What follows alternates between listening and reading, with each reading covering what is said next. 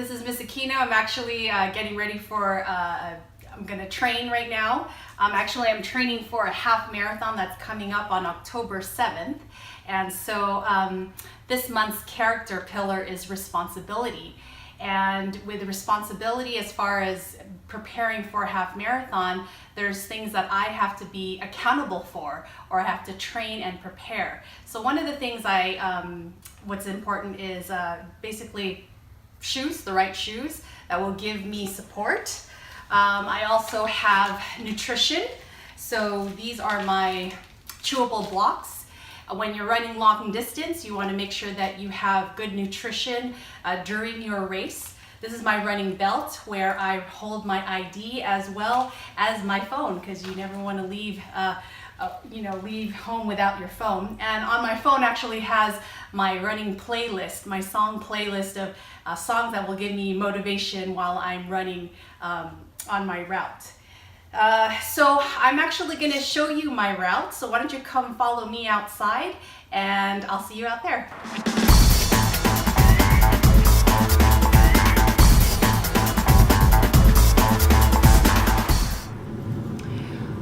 What does it take to prepare for a half marathon? I'm definitely no expert, but I do look to the experts for advice and guidance as to how often I should train, what shoes I need to wear, and what kind of nutrition I need before, during, and after the race. It takes self-discipline and time management. If I want to do well on race day, I can't just train the night before or a few days before and expect to be ready to run 13.2 miles without any problems.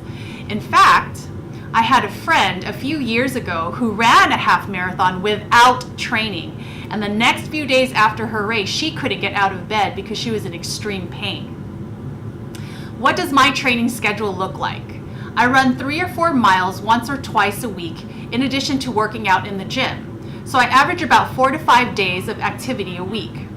I run longer miles on the weekends, in which I add a mile each week. So if I ran 8 miles last weekend, then I would make sure that I would run 9 miles the following week.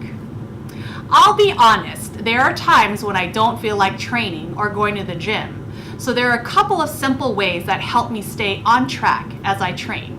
First, I set a specific goal for myself. My goal is to finish 13.2 miles in 2.5 hours or less. Second, I plan and prepare. I plan a schedule of when I'm going to go to the gym and when I'm going to run.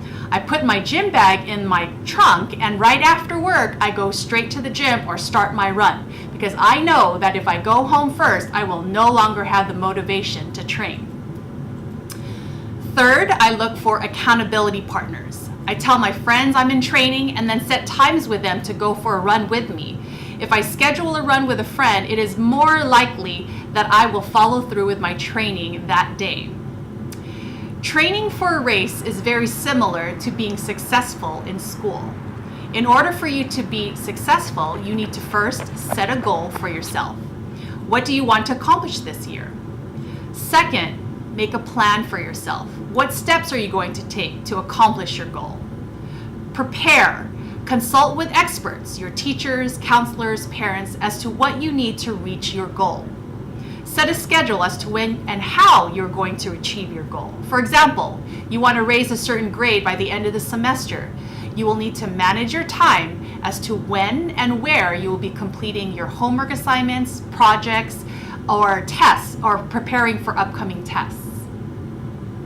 Lastly, have an accountability partner. It could be a friend, a parent, a teacher, someone who will help you stay consistent and help you stay on track. And when you hit a bump in the road or fall off track like I have in my own training, the best thing to do is to get up, don't quit, and get back on the road.